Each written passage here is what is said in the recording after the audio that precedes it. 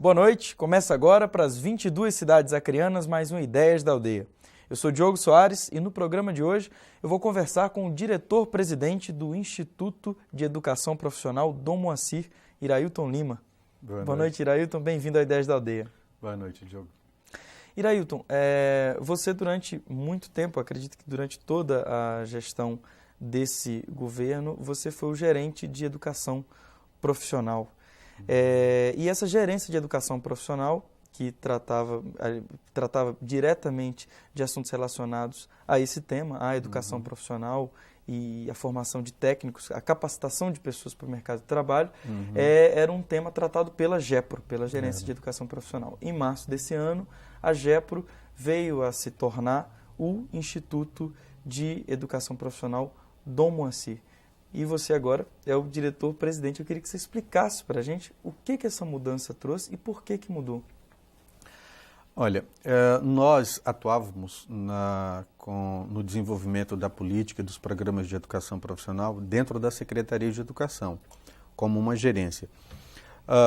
A educação profissional tem uma dinâmica muito diferenciada da educação básica, por ser uma modalidade de educação que lida diretamente com as demandas do mercado de trabalho, além da formação mais integrada, universalizante e tal. Ela faz movimentos que, em geral, a educação básica não faz. Então, as necessidades formativas e as necessidades, principalmente, de insumos para o desenvolvimento de cursos, de contratação de pessoal, são necessidades muito diferentes das escolas da educação básica. Na educação básica é assim, no início do ano a escola monta seu plano de trabalho por ano todo, a secretaria compra tudo que é necessário ou repassa o recurso para a escola adquire e aquilo segue em linha né, durante todo o ano e no ano seguinte é a mesma coisa e assim sucessivamente. Na educação profissional é diferente. Ora, você está oferecendo determinados cursos, daí a pouco surgem demandas que indicam a necessidade de investimento em outras áreas, né, de maneira rápida e imediata, e aí a escola tem que se reposicionar, tem que contratar um pessoal diferenciado, e isso faz com que, então, a forma própria de gestão da educação profissional seja diferente das outras modalidades. Exija maior flexibilidade, maior dinamismo. Então, nós tínhamos uma série de limitações para o desenvolvimento desse modelo dentro da administração direta, né? E principalmente fazendo parte de uma secretaria tão grande como a Secretaria de Educação.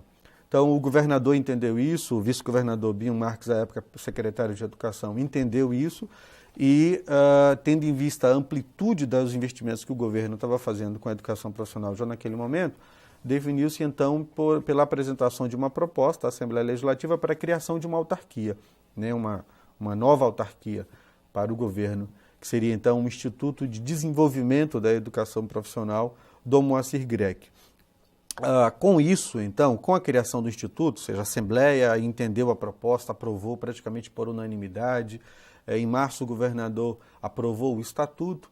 E aí, com a criação do Instituto, saindo da administração direta e indo para a administração indireta, nós ganhamos maior flexibilidade para a contratação de pessoal, para a aquisição de insumos, né? Assim, muito mais fácil para fazer os processos licitatórios, para viabilizar a aquisição do que era necessário. E também a autonomia, além da autonomia administrativa, a autonomia pedagógica. A autonomia pedagógica e um outro componente muitíssimo importante, assim, a educação profissional hoje no país, ela passa por um processo de crescimento, de expansão, e muitas fontes de financiamento estão surgindo.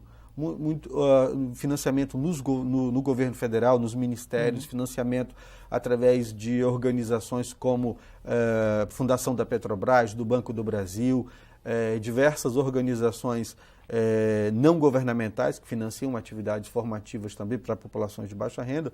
Então, saindo da administração direta, saindo de uma estrutura mais pesada, mais rígida, como a da Secretaria de Educação, nós ganhamos maior oportunidade, maior condição para acessar recursos, né? Então, isso facilitou muito o nosso trabalho e a gente está muito feliz com essa oportunidade e estamos tocando a vida. Assim. Não é fácil criar uma organização nova. Correto. Irailton, você disse que a criação, o estabelecimento do Instituto e, enfim, a gestão de todas as atividades que são que são oferecidas pelo Instituto têm relação direta com o processo pelo qual a educação profissional está passando no Brasil inteiro. Certamente esse processo se orienta por alguns princípios. Que princípios são esses dessa nova educação profissional?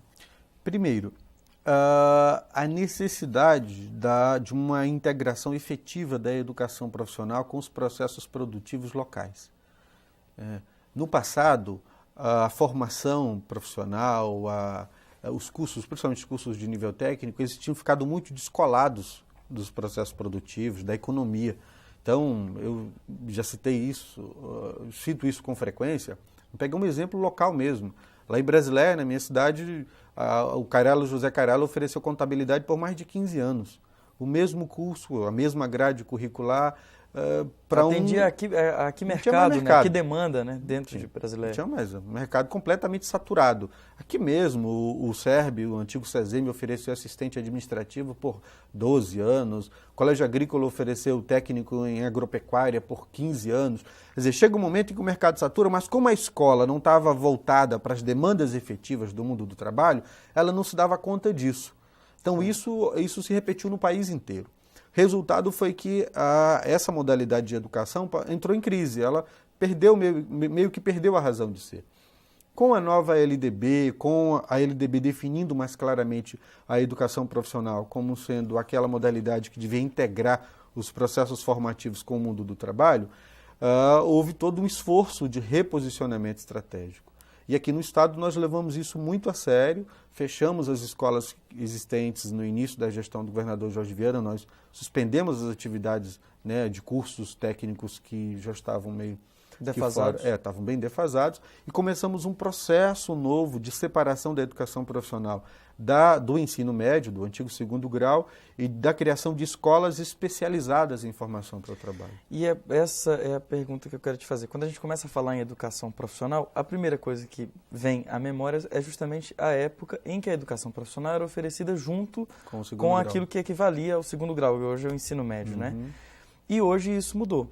Né? E dentro das atividades que o Instituto desenvolve está exatamente essa de oferecer cursos de formação técnica e profissional, preparando as pessoas para o mercado de trabalho, independente do segundo grau do ensino médio, que está sendo oferecido nas escolas, enfim, na maioria das escolas, que é as escolas que todo mundo tem mais acesso.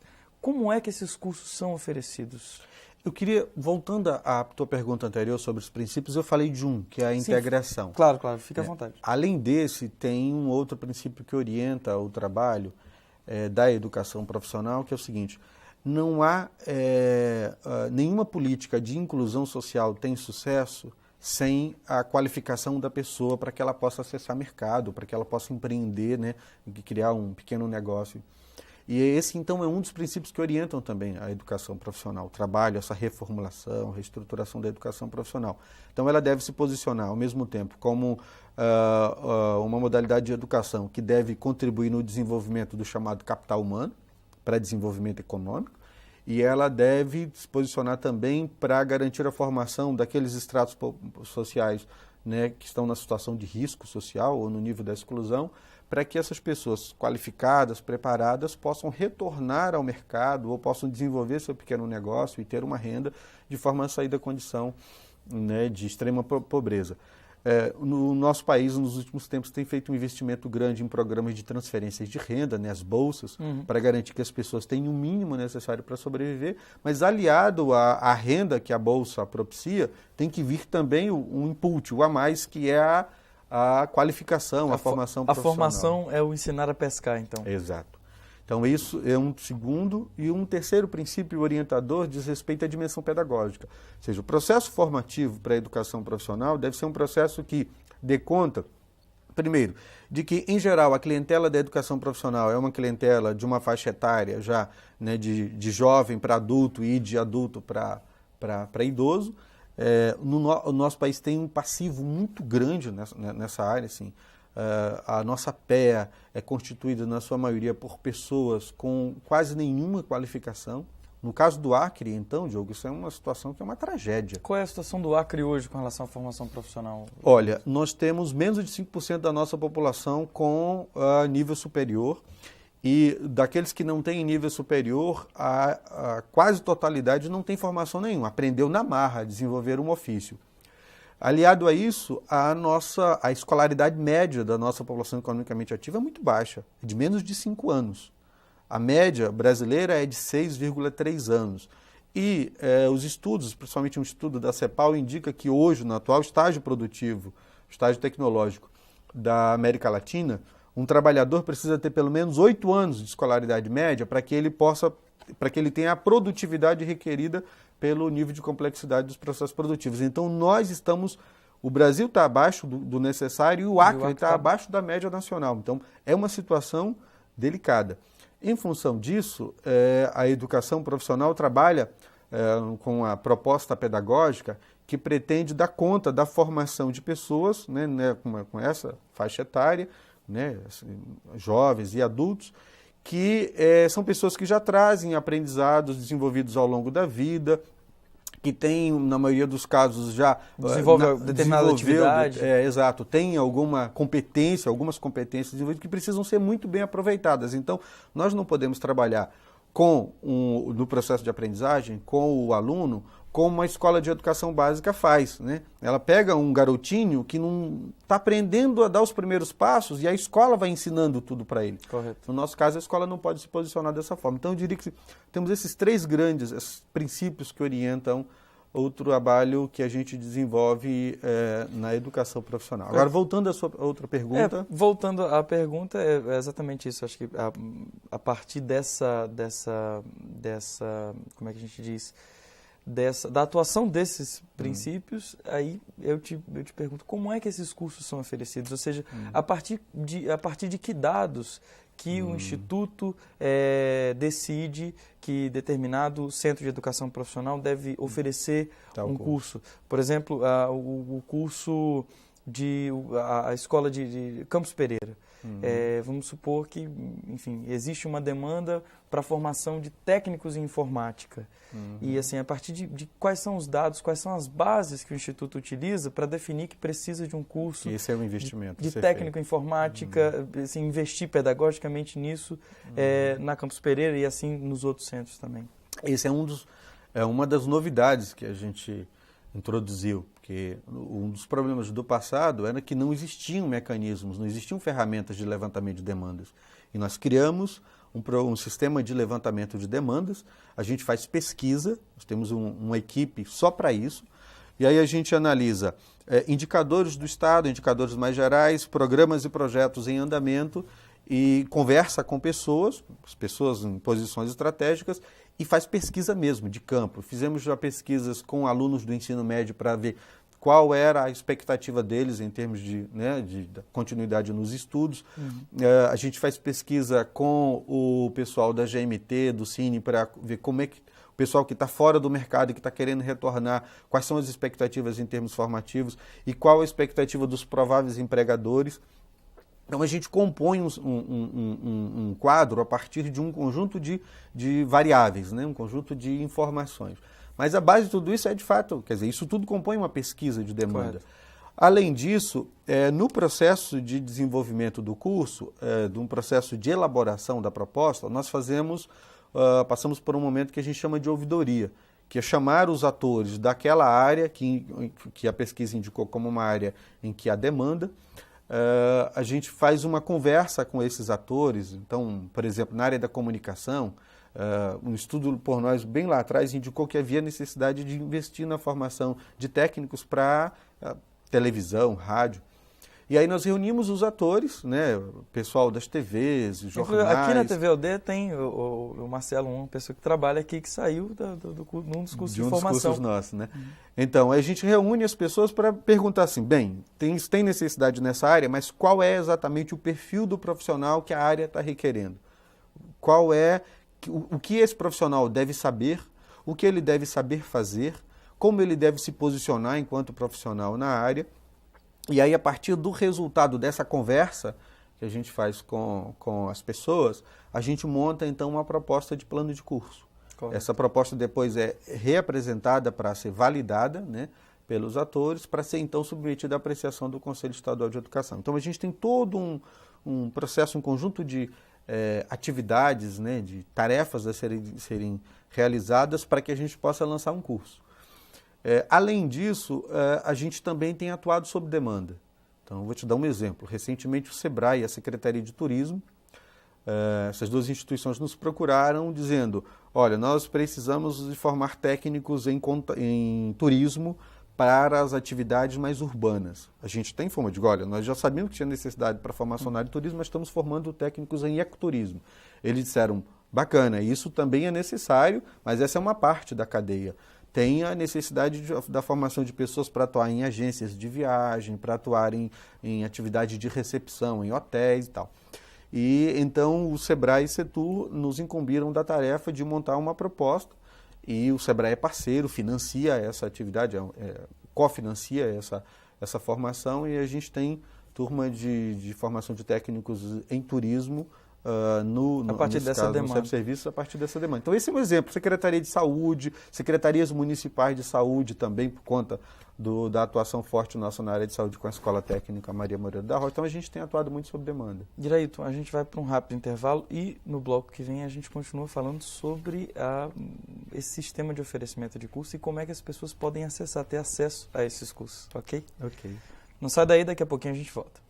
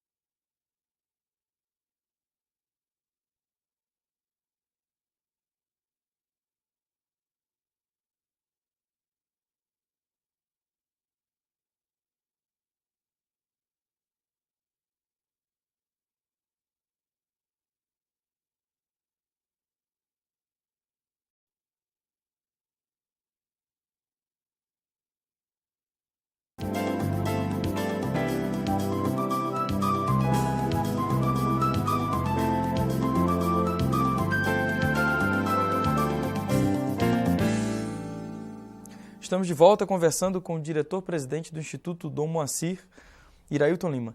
Irailton, no bloco anterior nós falávamos sobre a maneira como os cursos são oferecidos, os cursos profissionalizantes são oferecidos pelo Instituto.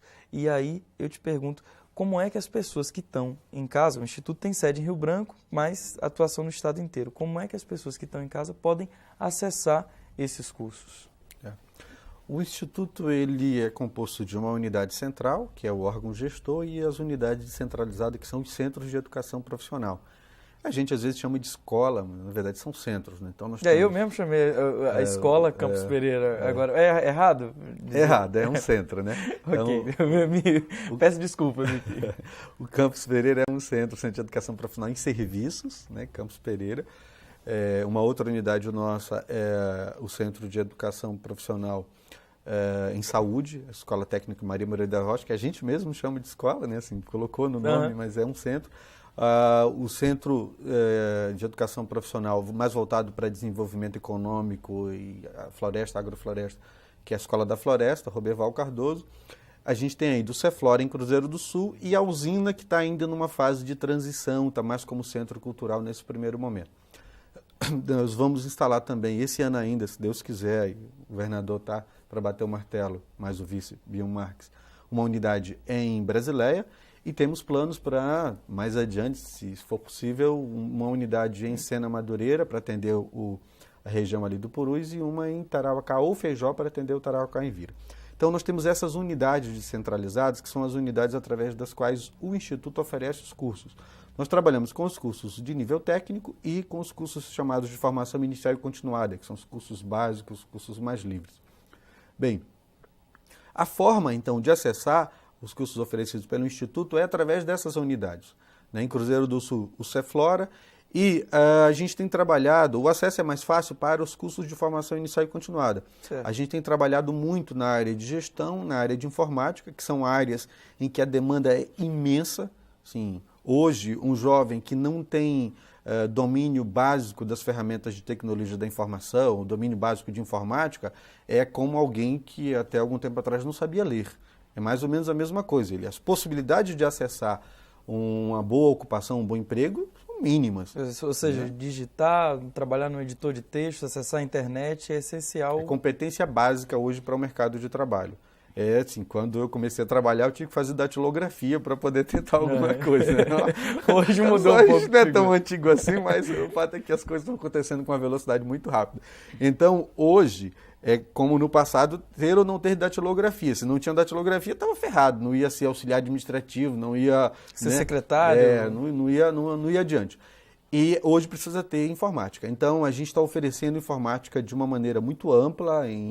Agora mesmo nós estamos abrindo turmas, nós temos muitos alunos em Cruzeiro do Sul através do Ceflora, estamos abrindo agora na semana que vem turmas em Tarauacá e Feijó, estamos negociando agora para oferecer em Chapuri e a gente deve fechar uma parceria com a Prefeitura de Sena Madureira para fazer um trabalho também lá em Sena. Aqui em Rio Branco nós temos trabalhado nessas áreas muito fortemente com o CEP Serviços Campos Pereira. E para os cursos técnicos a gente realiza processos seletivos mais amplos, assim, mais assim, para o estado todo, como fizemos o ano passado. Esse ano, em julho, no mais tardar, no início de agosto, a gente abre um novo processo de seleção de alunos para os cursos de nível técnico. Agora, se as pessoas tiverem condição, oportunidade, é importante se informar através do nosso site, né, www.ac.gov.br/GEPRO, né? Correto. E lá tem todas as informações sobre os tipos de cursos, sobre a atuação das nossas unidades. Aliás, até antes da entrevista a gente conversava e eu estava te parabenizando pelo site. Esse site foi feito por alunos, inclusive, do Centro de Formação Campos Pereira. Já ia eu falando escola de novo. Mas é esse endereço, é o endereço que foi para a tela, que é o www.ac.gov/GEPRO. E lá tem todas as informações, inclusive com datas de quando os cursos vão ser oferecidos, perfeito, inscrições. Perfeito. Quando nós abrimos processos de seleção, a gente divulga através das rádios do governo, divulga às vezes através da televisão mesmo, dependendo do número de vagas, e divulga através do nosso site. Então, nem todo mundo tem a oportunidade ainda, infelizmente, nem todo mundo faz parte dos incluídos digitalmente, mas aqueles que podem seria interessante de vez em quando estar fazendo essa consulta. Correto. Então, fica a dica aí para você que tiver interesse em algum curso profissional e mesmo para saber mais sobre as atividades do Instituto Dom Moacir, acessar o site que a gente passou. Tem um telefone de contato também, não tem? Tem 2106-2800. 2106-2800. Ok. Irailton, e a gente falou um pouco sobre esses cursos que são cursos livres, né? Geralmente são períodos menores e são cursos que, depois de ministrados, enfim, entrou para o currículo do cidadão que fez o curso e ótimo. Agora, existem outros cursos que eles são continuados e que eles demandam um tempo maior, uma carga horária maior. Que cursos são esses? Nós trabalhamos com os cursos técnicos, né? Os cursos de habilitação técnica. Nós adotamos aqui um modelo em que o aluno, para acessar um curso de nível técnico, ele precisa ter feito o ensino médio. Então, é um pré-requisito, ensino médio. E o jovem acessa uma unidade, acessa um curso desse, e ele fica conosco de 1 ano a 1 ano e meio, né? Tendo aulas diárias. Nós trabalhamos com o conceito de formação por competências, então ele vai desenvolver ao longo desse período competências profissionais que são aquelas requeridas para o exercício profissional da área que ele escolheu. Então, se ele, por exemplo... na área de saúde, por exemplo. Na área de saúde. Se ele vai ser um técnico em higiene dental, técnico em saúde bucal, ele vai fazer um curso por um período de 1 ano e meio, mais ou menos, uma carga horária de 1.400 horas, e ao final ele é habilitado como técnico, o certificado dele tem validade nacional e ele está numa profissão que tem regulamentação, tem uma legislação específica que regulamenta. Então, a escola tem a responsabilidade, então, de desenvolver as competências correspondentes às atribuições do profissional, atribuições definidas em lei. Agora, nós não trabalhamos com a formação profissional, técnica, que é assim... uma formação só para mercado. A gente trabalha com um conceito de formação mais ampla, né? Compreendendo que hoje um bom profissional é aquele que domina as técnicas, né, de desenvolvimento do seu trabalho, mas que tem uma postura adequada, que tem uma visão de mundo ampla, que lhe permita desenvolver-se ao longo do exercício profissional. Enfim, hoje o mundo exige as novas tecnologias, enfim, as transformações, né, permanentes que a gente tem vivido, exige do trabalhador que ele seja mais do que alguém que domina a técnica de fazer uma coisa. Ele tem que saber pensar, ele tem que saber refletir sobre o seu processo de trabalho para estar criando coisas novas, para estar inovando no exercício do trabalho, né? E a gente, enquanto unidade formativa, tem se preocupado com isso. Correto. Irailton, e qual o motivo de se homenagear o Dom Moacir com o nome, colocando o nome do Instituto? Tem um motivo especial? Assim? Bem, primeiro, eu tenho sempre muito prazer em falar nisso, porque todos nós, acrianos, eu acho que todos que conhecemos, tivemos o privilégio de conhecer Dom Moacir ao longo do período em que ele trabalhou aqui com a gente.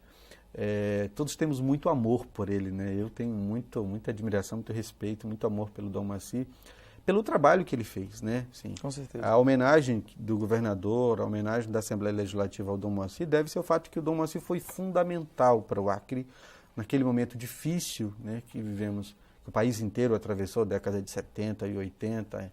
O Dom Moacir foi responsável pelas primeiras iniciativas para a organização das pessoas, quando era proibido que os trabalhadores se organizassem nesse país. Já investia na formação do capital humano, né, naquela época. Nesse caso, capital social, né, tão importante quanto capital humano. Então, o Dom Moacir foi muito importante.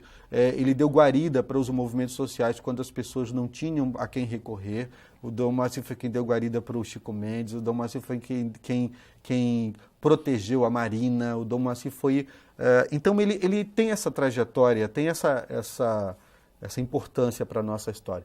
Além disso, o trabalho dele nas comunidades eclesiais de base era um trabalho voltado também para a formação, para o trabalho. E muitas das iniciativas do Dom Moacir indicavam assim, um profundo um entendimento muito correto de que as pessoas precisavam de o mínimo em termos formativos para que elas pudessem prosseguir na vida, para que elas dessem certo, para que tivessem futuro. Então, o Dom Moacir é o nosso homenageado por ter sido esse empreendedor social extraordinário que foi, por ser essa pessoa maravilhosa que ele é, e eu acho que foi uma homenagem muito justa. Bacana, justa mesmo. Irailton, falando nesse espírito empreendedor, muito desse espírito vai ser debatido na primeira Conferência Nacional de Educação Profissional e Tecnológica, que está se organizando sua fase estadual, e o Instituto está à frente disso, não é isso? Isso. O MEC, o Ministério da Educação, em particular a Secretaria de Educação Profissional e Tecnológica e o Fórum de Gestores, definiram Fórum de Gestores Estaduais de Educação Profissional, então esses dois atores definiram pela realização da primeira conferência, e o objetivo dela é proporcionar um espaço de diálogo, de muita conversa, para que se defina assim, coletivamente aquilo que devem ser as diretrizes que orientarão a política nacional, a elaboração da primeira política nacional de educação profissional, de fato, não mais como uma ação de governo apenas, mas como uma política de Estado. Correto. A ideia é reunir todo mundo para que a gente tire os consensos, né? Assim, defina os consensos, o que nos unifica, e isso aqui deve orientar a ação do poder público, a ação da sociedade para a formação profissional pelos próximos anos. Esse exercício nós vamos fazer aqui internamente, né, no Estado, numa articulação do Instituto de Desenvolvimento da Educação Profissional com o Sistema S, né, uma parceria envolve a gente, o Senai, o Senar, o Senac, o Senat, o Sebrae, a Contil pelo segmento privado. Então, todo mundo se juntou e vamos organizar a nossa conversa aqui, vamos fazer um bom diálogo e tirar propostas a serem levadas para o debate em Brasília. Em Brasília vai acontecer em agosto, e aqui em Rio Branco, a etapa estadual acontece na semana que vem, né, com início na segunda-feira, às 19 horas, no auditório da Secretaria, 18h30, por aí, no auditório da Secretaria de Educação, e os debates transcorrendo nos dias 20, terça, e 21, quarta-feira, no auditório da Secretaria de Educação e nas salas, em algumas salas cedidas pela Escola Heloísa Mourão Marques, que fica em frente ao prédio da Secretaria de Educação. Sem dúvida, um evento muito importante, não só para as atividades do Instituto, mas como para toda a formação A profissional. ideia nossa é reunir todo mundo, assim, reunir empresários, reunir... todos os interessados. Todos. Reunir as ONGs, o pessoal das diversas organizações que lidam com inclusão social, né? Os órgãos do governo que lidam com o desenvolvimento econômico e mais as instituições de educação profissional. Ou seja, reunir clientela e promotores da educação profissional para conversar sobre como deve ser a organização da educação profissional, como deve ser viabilizado o financiamento das atividades dessa modalidade de educação, que não é uma modalidade muito barata, né, pelas especificidades dela, como deve ser o modelo de gestão, proposta pedagógica, tudo isso. Assim. A intenção é conversar sobre tudo, para que a gente tire um conjunto de posições, essas posições vão orientar o próximo plano do governo para a educação profissional e, principalmente, que essas posições orientarão a política nacional, né, que vai ser empreendida pelo MEC e pelos demais parceiros. Então, que seja uma conversa muito proveitosa, então, Irailton. E aí eu aproveito para te agradecer por essa boa conversa aqui no Ideias da Aldeia para as 22 cidades acreanas. Eu quero, antes da gente encerrar, convidar todos, assim, é um evento aberto, né, participação de todos os segmentos. A gente fez inicialmente inscrição através do site, mas agora a gente já retirou do ar para que as inscrições aconteçam no dia e toda a sociedade está convidada. Ótimo. Obrigado mais uma vez. Muito obrigado também às 22 cidades acreanas que acompanharam esse bate-papo aqui no Ideias da Aldeia. Até a próxima, a gente se vê.